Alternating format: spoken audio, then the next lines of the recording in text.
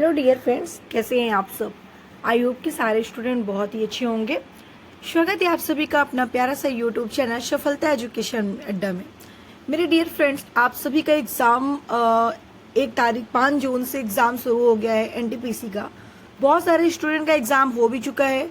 तो जितने student exam दे चुके हैं उन्हें एक बार कमेंट करना है सबसे पहले कि कितने क्वेश्चंस आपके एग्ज़ाम में हमारे पढ़ाए गए क्वेश्चन से आए थे। सबसे फर्स्ट पॉइंट आपके लिए ये है और आप हमें कमेंट करके जरूर बताइएगा। सेकंड पॉइंट आपके लिए ये है कि कितने स्टूडेंट ऐसे हैं जिन्होंने अभी एग्जाम नहीं दिया है और अभी तैयारी कर रहे हैं, वो भी हमें कमेंट करके जरूर बताएंगे, क्योंकि उनके लिए जो हम क्वेश्चंस ला रहे हैं अभी वो बहुत इंपॉर्टेंट है। क्योंकि जो आपकी सीरीज देखी गई है A5 और 6 जून के एग्जाम में, उसी का पूरा आपको प्रैक्टिस करा रहे हैं, साथ ही आपको और भी इम्पोर्टेंट क्वेश्चंस दे रहे हैं। तो वीडियो के अंत तक जरूर बने रहिएगा और इस वीडियो को जरूर देखिएगा। क्वेश्चन नंबर फर्स्ट है, भारतीय पारिस्थितिक के जनक किसे कहा जाता है, यानी कि फादर ऑफ इंडियन इकोलॉजी। ठीक है, तो इंडियन इकोलॉजी कौन है आपको बताना है क्या? Professor R.D. मिश्रा। ठीक है, प्रोफेसर R.D. मिश्रा जो थे उन्होंने क्या किया था भाई? इकोलॉजी की खोज की थी। आपको बताना है इसका जो राइट आंसर हो जाएगा वो ऑप्शन बी हो जाएगा। अगर हम बात करते हैं यहाँ पर E.H. हेकेल की, तो इनका पूरा नाम है अर्नेस्ट हेकेल। इन्होंने हजारों जीव जंतुओं की खोज की है, साथ ही इन्होंने इकोलॉजी फाइकोलॉजी का नामकरण भी किया था। ठीक है, जो हेकेल थे यानी कि अर्नेस्ट हेकेल थे, इन्होंने जंतुओं की भी खोज की थी, साथ ही इकोलॉजी फाइकोलॉजी का भी नामकरण किया था और बायोजेनेटिक नियम की स्थापना भी की थी। तो आपको याद रखना है, बहुत ही अच्छे वैज्ञानिक थे, बहुत सारी चीज़ों की खोज की है। ठीक है, नंबर आता है सेकंड क्वेश्चन पे।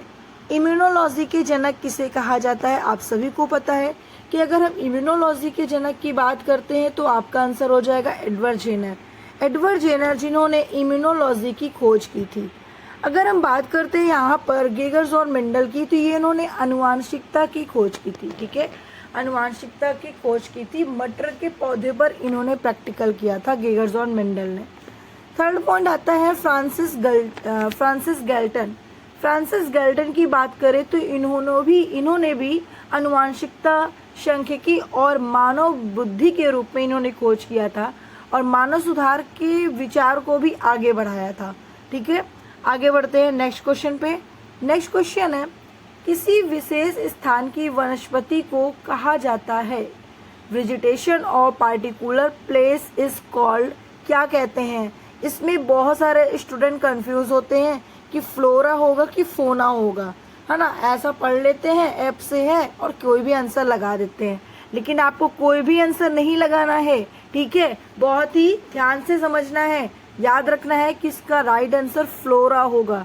ठीक है, वनस्पति को हम फ्लोरा कहते हैं, किसी विशेष स्थान की वनस्पति को।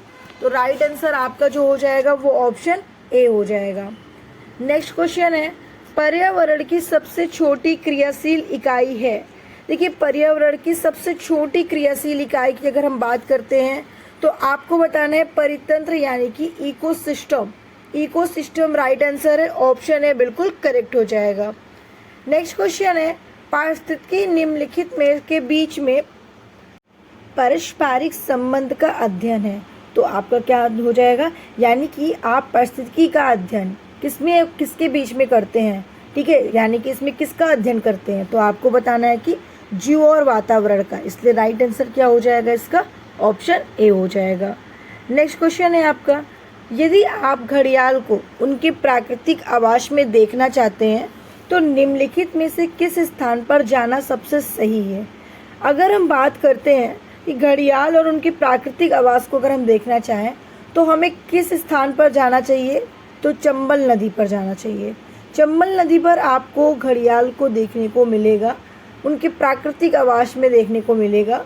तो राइट आंसर आपका ऑप्शन बी हो जाएगा। नेक्स्ट क्वेश्चन है आपका, किसी एकल जाति या स्पीसीज व उसके रहवास को पर्यावरणीय घटकों का अध्ययन क्या कहलाता है? तो आपको बताना है क्या? स्वपारिस्थितिकी। राइट आंसर क्या हो जाएगा? Option C. नेक्स्ट क्वेश्चन है, पादप और जंतु फैलाव वितरण को प्रभावित करने वाले भू आकृतिक कारक हैं। देखिए यहाँ पर जो हम क्वेश्चंस लाए हैं वो आपको कुछ इकोलॉजी से संबंधित है। कई बार एग्जाम, इसलिए हम थोड़े से यहाँ पर क्वेश्चन इकोलॉजी से भी उठाए हैं, तो इकोलॉजी से भी क्वेश्चन आपका छूटना नहीं चाहिए। क्वेश्चन को ध्यान से पढ़िएगा। पादप और जंतु फैलाव को प्रभावित करने वाले भू आकृति कारक कौन से हैं? यहाँ पर ऑप्शन के अकॉर्डिंग आपको आंसर बताना है। देखिए ऑप्शन यहाँ पर डी होगा, मैं बता दे रही हूँ, ढाल कोण, ढाल आकृति और आपेक्षिक उभार। यहाँ पर पूछा है कि भू आकृति के कारक, ठीक है, तो उसके अकॉर्डिंग आपका right answer option D. Next question है, निम्नलिखित में से कौन कृत्रिम पारिस्थितिकी तंत्र है? देखिए कृत्रिम पारिस्थितिकी तंत्र की बात अगर की जाए तो आपको बताना है धान का खेत, तो राइट आंसर क्या हो जाएगा? ऑप्शन ए हो जाएगा। नेक्स्ट क्वेश्चन, पर्यावरण शब्द की उत्पत्ति किस भाषा के शब्द से हुई थी? मेरे प्यारे स्टूडेंट, पर्यावरण शब्द की उत्पत्ति की बात अगर हम करते हैं तो आपको बताना है फ्रेंच, ठीक है। और पर्यावरण दिवस कब था? वही 5 जून को था, अभी सेलिब्रेट किया गया है, याद रखिएगा। तो राइट आंसर इसका क्या हो जाएगा? ऑप्शन बी हो जाएगा। नेक्स्ट क्वेश्चन है आपका, निम्न में से तेज वर्षा पर्यावरण प्रदूषण से होती है? तेज वर्षा किस प्रदूषण से होती है? आपको बताना है क्या? नाइट्रस ऑक्साइड और कार्बन डाइऑक्साइड, ठीक है, नाइट्रस ऑक्साइड और कार्बन डाइऑक्साइड से, इसलिए राइट आंसर क्या हो जाएगा? ऑप्शन बी हो जाएगा। नेक्स्ट क्वेश्चन पे आते हैं, मनुष्य का सहायक नहर की लंबाई लगभग कितनी होती है? मनुष्य की सहायक नहर की लंबाई की यहाँ पे बात किया है। नहर की लंबाई समझ रहे हैं आप किसकी बात की जा रही है? आपको, आप सोच रहे होंगे कि मनुष्य की नहर की लंबाई कहाँ पे हो गई। मेरे प्यारे स्टूडेंट, आपको बताना है जो आपकी ग्रास नली होती है ना, है ना, और जो फेजस होता है ना, तो उसकी हम बात कर रहे हैं, ठीक है। तो इसकी लंबाई कितनी होती है आपको बताना? 30 फीट होती है। राइट आंसर क्या हो जाएगा? ऑप्शन डी हो जाएगा। नेक्स्ट क्वेश्चन पे आते हैं। नेक्स्ट क्वेश्चन है, पोलियो का कारण जीव एक है, यानी कि पोलियो का कारण कौन है? तो पोलियो के कारण की अगर हम बात करें तो आप सभी को पता होना चाहिए, वायरस है। वायरस की वजह से हमें पोलियो होता है, इसीलिए आपको इंजेक्शन बचपन में ही लगाया जाता है। जब आप बाई बर्थ होते हैं तभी से स्टार्ट हो जाता है, ठीक है। इसीलिए पोलियो का आपको इंजेक्शन दे दिया जाता है कि आगे आपको कभी भी पोलियो ना हो, क्योंकि अपने आप में एक बहुत ही डेंजरस वायरस है ये भी, ठीक है। अगर हम वायरस की बात करते हैं तो वायरस की खोज किसने की थी? आपको बताना है इवानोवस्की ने की थी। किसने की थी स्टूडेंट? तो आपको बताना है इवानोवस्की ने तम्बाकू की पत्ती पर की थी। और सबसे पहले वायरस की खोज TMV वायरस की खोज हुई थी, जिसका नाम है टोबैको मोज़ेक वायरस, ठीक है। वायरस का अध्ययन कहाँ पे किया जाता है? आपको बताना है कहाँ पे बताएंगे? वायरोलॉजी में। वायरोलॉजी में आप वायरस की अध्ययन करते हैं। कवक की बात करें तो कवक का अध्ययन कहाँ पे किया जाता है? आपको बताना है माइकोलॉजी में, ठीक है। कवक का अध्ययन माइकोलॉजी में किया जाता है। और खोज किसने की थी? तो खोज की थी माइकेली ने, ठीक है। खोज किसने की थी? माइकेली ने की थी। जीवाणु की बात की जाए तो जीवाणु के अध्ययन को क्या कहते हैं? जीवाणु के अध्ययन को बैक्टीरियोलॉजी कहते हैं। क्या कहते हैं? बैक्टीरियोलॉजी कहते हैं। इसकी खोज किसने की थी? तो एंटोनी वॉन, ठीक है। किसने? एंटोनी वॉन लीवेनहॉक ने। एंटोनी वॉन लीवेनहॉक ने बैक्टीरिया की खोज की थी। एंटोनी वॉन लीवेनहॉक जो थे, इन्होंने सिर्फ बैक्टीरिया की खोज नहीं की थी, बल्कि इन्होंने स्पर्म सेल और प्रोटोजोआ की भी खोज की थी। याद रखिएगा, बहुत क्वेश्चन ये पूछा जाता है आपसे, ठीक है। चलिए आगे बढ़ते हैं नेक्स्ट क्वेश्चन पे। पृथ्वी की पपड़ी में कौन सा तत्व सबसे अधिक मात्रा में पाया जाता है? यानी कि पृथ्वी की पपड़ी में सबसे अधिक तत्व पाया जाने वाला तत्व कौन सा है? एल्यूमिनियम है। राइट आंसर आपका ऑप्शन बी हो जाएगा। सिंबल Al होता है। एटॉमिक नंबर कितना होता है? 13 होता है। नेक्स्ट क्वेश्चन पे आते हैं, जल में घुलनशील भस्म क्या कहलाता है? देखिए जो जल में घुलनशील भस्म होते हैं उसे हम क्या कहते हैं? क्षार कहते हैं, यानी कि बेस कहते हैं, ठीक है। तो राइट आंसर आपका ऑप्शन बी हो जाएगा। नेक्स्ट क्वेश्चन, निम्न में से कौन सा प्रबल अम्लीय होता है? देखिए कौन सा प्रबल अम्लीय होता है अगर हम बात करते हैं तो आपको बताना है क्या? ऑप्शन सी, यानी कि जीरो जो अप्रबल अम्लीय होता है। तो राइट आंसर आपको क्या हो जाएगा? ऑप्शन सी हो जाएगा। चैनल को सब्सक्राइब नहीं किया तो सबसे पहले चैनल को सब्सक्राइब करके वीडियो को लाइक एंड शेयर करना बिल्कुल मत भूलिएगा। मैं अदर टीचर की तरह आपको यहाँ पे कोई जोक नहीं सुना सकती हूँ, ठीक है, या फिर कोई कमेंट का शॉर्ट स्क्रीन लेकर नहीं आ सकती हूँ, ठीक है, जिससे आपका टाइम लॉस हो। मैं जो पढ़ा रही हूँ बस आप उसी को पढ़िए, ठीक है, और मेहनत करिए, जितना मेहनत कर सकते हैं मेहनत करिए, मजाक मत बनाइए क्लास का, ठीक है। मैं आपको इसलिए कह रही हूँ क्योंकि मैं बहुत सारे चैनल पर देखती हूँ टीचर्स कमेंट को शॉर्ट स्क्रीन लेकर बच्चों को दिखाते हैं, बच्चे ने ऐसा कमेंट किया, क्या फ़र्क पड़ता है। आप अदर बच्चों का टाइम मत लॉस करिए, ठीक है। चलिए आगे बढ़ते हैं नेक्स्ट क्वेश्चन पे। पोटेशियम तत्व का प्रतीक क्या है। मेरे प्यारे स्टूडेंट, यहाँ पे पोटेशियम तत्व का प्रतीक पूछा है। बहुत नॉर्मल सा क्वेश्चन है। आपको बताना है कि ऑप्शन बी यानी कि के, इसका एटॉमिक नंबर होता है क्या, 19 होता है, ठीक है। अच्छा, पी का क्या होता है, इसे हम बोलते हैं फास्फोरस, इसका होता है 15, याद रखिएगा, वेरी इंपॉर्टेंट है। नेक्स्ट क्वेश्चन पे आते हैं। सोने के लैटिन का नाम क्या है, यानी कि सोने का लैटिन शब्द में हम क्या बोलते हैं। आपको बताना है ओरम, ओरम बोला जाता है, इसलिए राइट आंसर ऑप्शन बी हो जाएगा। नेक्स्ट क्वेश्चन पे आते हैं। नेक्स्ट क्वेश्चन है, परमाणु के संयोजक क्षमता रखने को क्या कहते हैं। देखिए, परमाणु के जो संयोजक क्षमता रखते हैं उन्हें हम क्या कहते हैं, संयोजकता कहते हैं। राइट आंसर आपका क्या हो जाएगा, ऑप्शन ए हो जाएगा। नेक्स्ट क्वेश्चन पे आते हैं। किसी भी परमाणु में इलेक्ट्रॉन को प्रथम कक्ष को क्या कहा जाता है। अब देखिए, किसी भी परमाणु में जो इलेक्ट्रॉन का प्रथम कक्ष होता है, ठीक है, क्या क्या होता है, के एम एल क्या होता है, जल्दी से बताइए, कमेंट करके बताइए सब लोग, ठीक है, कि जो परमाणु कक्ष होते हैं उसमें कौन कौन से होते हैं, और यहाँ पर पूछा गया प्रथम कक्ष में कौन से होते हैं। तो प्रथम कक्ष में क्या होते हैं, के होते हैं, ठीक है। तो राइट आंसर आपका क्या हो जाएगा, ऑप्शन ए हो जाएगा। ऑप्शन ए बिल्कुल करेक्ट आंसर है। नेक्स्ट है, परमाणु इलेक्ट्रॉन त्यागने पर क्या हो जाते हैं। मेरे प्यारे स्टूडेंट, जब हम परमाणु इलेक्ट्रॉन को त्यागते हैं तो वो धन आवेशित होते हैं, ठीक है। कैसे होते हैं, धन आवेशित, इसलिए राइट आंसर क्या बताएंगे आप लोग, ऑप्शन ए बताएंगे। नेक्स्ट क्वेश्चन है, पदार्थ की प्रमुख अवस्था से क्या होती है। देखिए, पदार्थ की प्रमुख अवस्था कौन कौन सी होती है यहाँ पे पूछा गया है।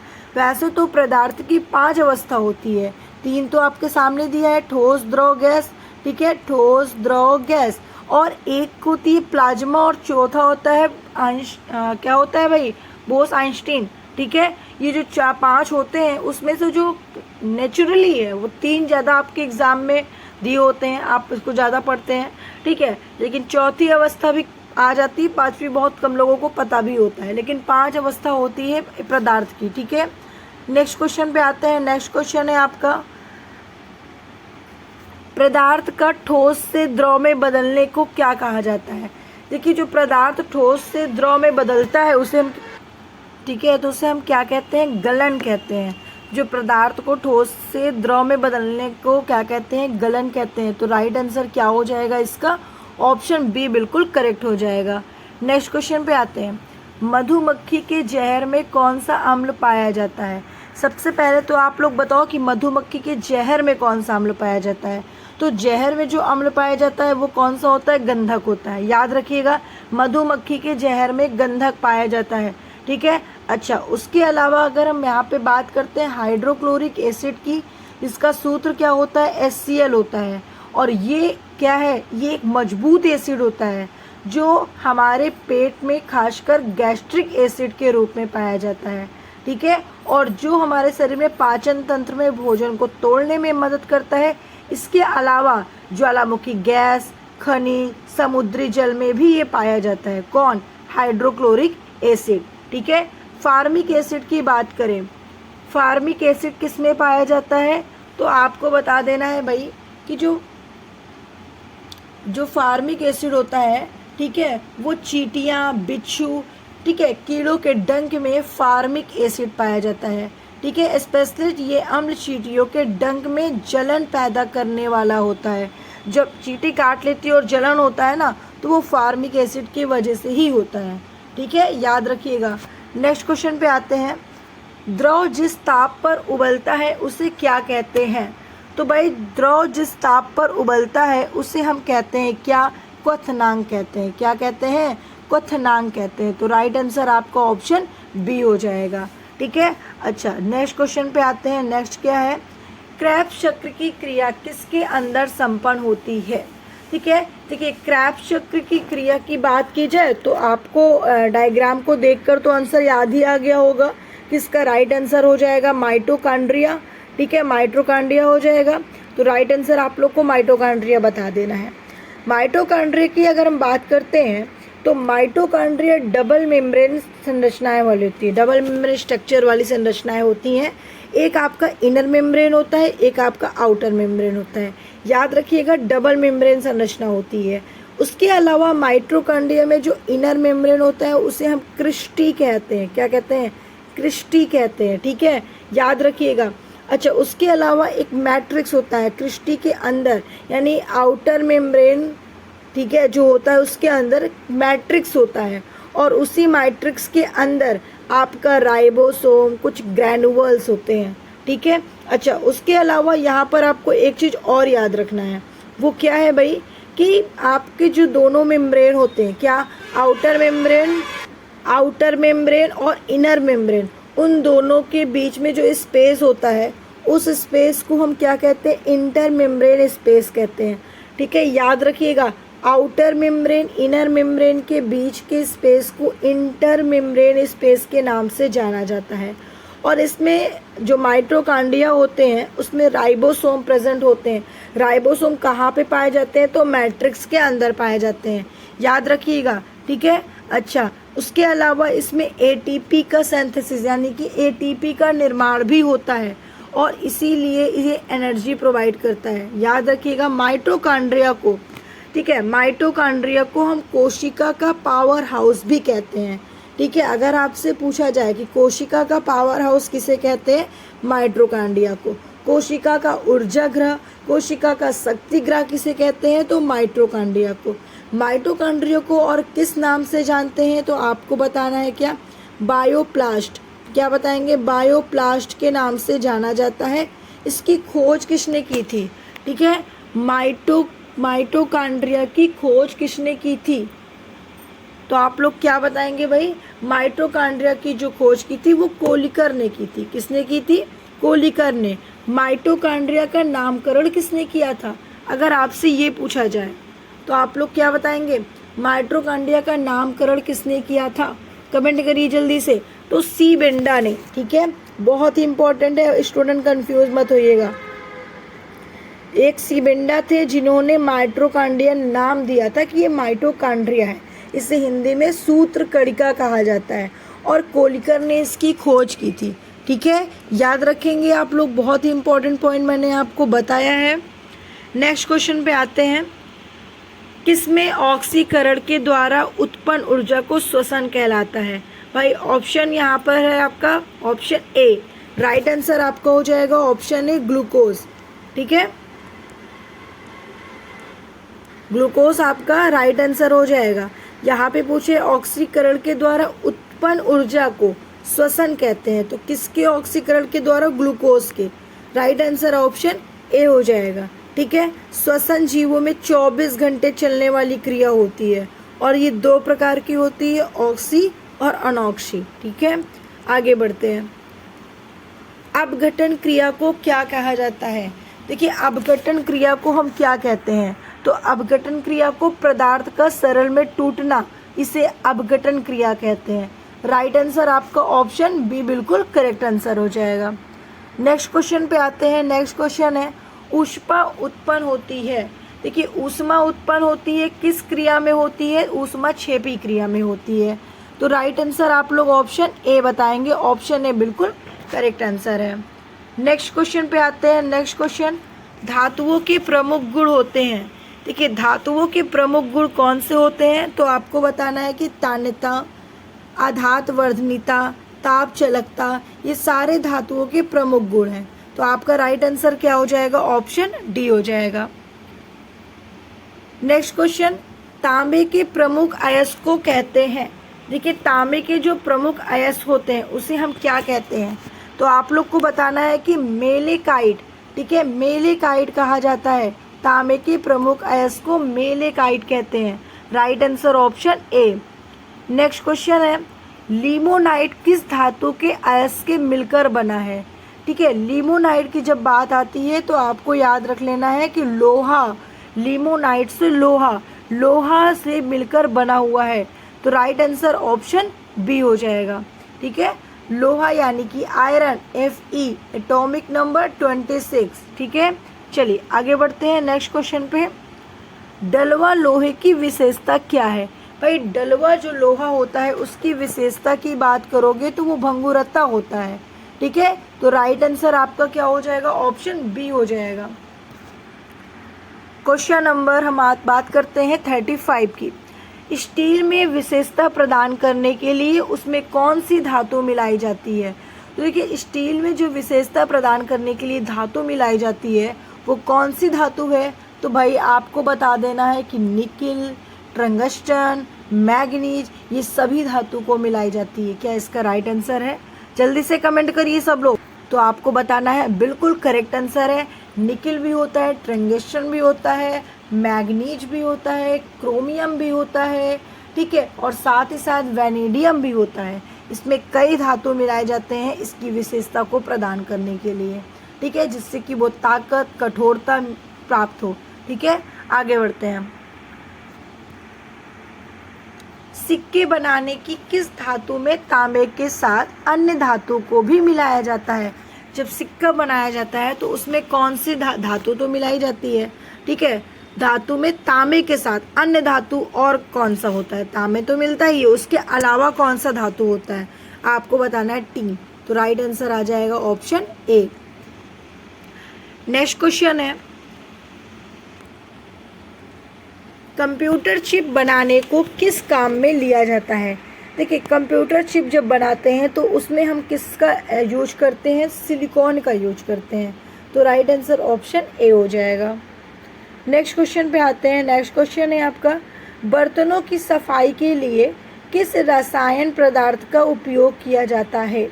देखिए, बर्तनों की सफाई के लिए हम किस रसायन पदार्थ का उपयोग करते हैं? तो आपको बताना है अमोनियम क्लोराइड का। किसका यूज किया जाता है? अमोनियम क्लोराइड का। क्या बताएंगे भाई? अमोनियम क्लोराइड का। मेरे प्यारे स्टूडेंट, अमोनियम क्लोराइड का सूत्र क्या होता है? कमेंट करिए, अमोनियम क्लोराइड का सूत्र क्या होता है? आप लोग को बताना है, जल्दी से कमेंट करिए। NH4, क्या? NH4Cl, अमोनियम क्लोराइड इसका सूत्र होता है। ठीक है, अमोनियम क्लोराइड का। अमोनिया की बात करोगे तो NH3, 4 लगा दोगे तो अमोनियम। सोडियम क्लोराइड जिसे हम कहते हैं NaCl, जिसको हम कहते हैं सॉल्ट यानी कि नमक। ठीक है, याद रखेंगे आप लोग सारी चीज़ें। उसके अलावा एक आता है आपका सिलिका। ठीक है, सिलिका तो क्या बोलेंगे? SiO2, क्या? SiO2। ठीक है, याद रखिएगा SiO2। चलिए आगे बढ़ते हैं नेक्स्ट क्वेश्चन पे। कार्बन किस युक्त का पदार्थ है? मेरे प्यारे स्टूडेंट, सभी को पता है कार्बन किस युक्त का पदार्थ है। हीरा, ग्रेफाइट, फ्लोरीन, ये सभी हैं। राइट आंसर आपका ये हो जाएगा ऑप्शन डी। चलिए आगे बढ़ते हैं। कुछ आपके वन लाइनर रिवीजन क्वेश्चंस लेकर आए हैं। इस क्वेश्चंस को बहुत ध्यान से देखिएगा, आपको यहाँ पर बहुत सारे क्वेश्चंस मिलेंगे।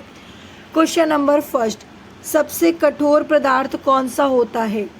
तो आपको बताना, हीरा सबसे कठोर पदार्थ होता है। एक अश्व शक्ति के बराबर 746 वाट होता है। स्ट्रेप्टोमाइसिन की खोज वैक्समैन के द्वारा किया गया था।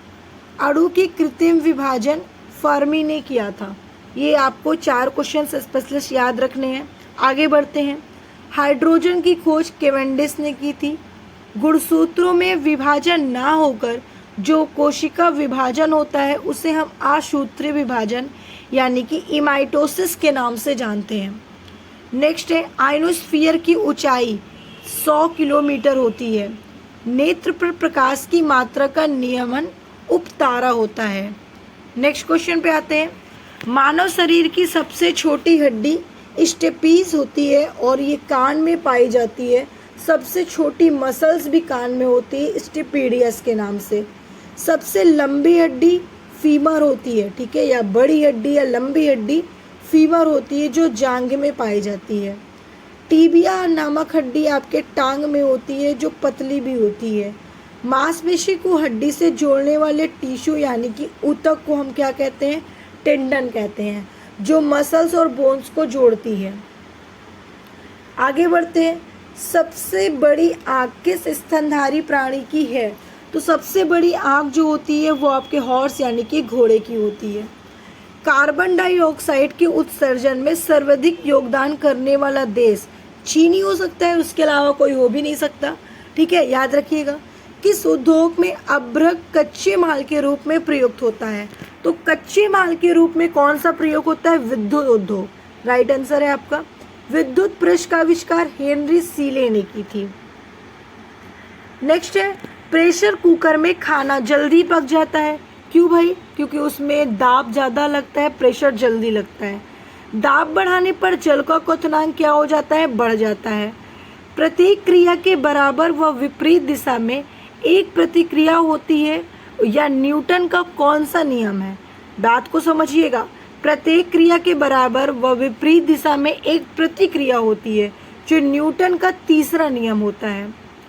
तांबा का शत्रु तत्व गंधक होता है, जो जहरीला भी होता है, जो बिच्छू के किस में पाया जाता है? मधुमक्खी के डंक में पाया जाता है, जो जहरीला होता है, ठीक है, मतलब कि जहर के रूप में जो काम करता है वो गंधक होता है। आगे बढ़ते हैं। उगते व डूबते सुबह समय सूर्य लाल प्रतीत होता है, ठीक है, उगते व डूबते समय सभी लोगों ने देखा होगा कि सूर्य लाल प्रतीत होता है। तो किसके कारण होता है? आपको बताना है। प्रकीर्णन का सबसे कम होता है, यानी कि लाल रंग जो होता है वो प्रकीर्णन का सबसे कम होता है। रेडियो एक्टिविटी की खोज हेनरी बेकरल के द्वारा की गई थी। दो समतल दर्पण एक दूसरे से 60 डिग्री के कोण पर झुके हैं, ठीक है, 60 डिग्री कोण पर झुके हैं। इनके बीच पर रखी गेंद को प्रतिबिंबों की संख्या कितनी होगी? आपको बताना है, 5 होगी, याद रखिएगा।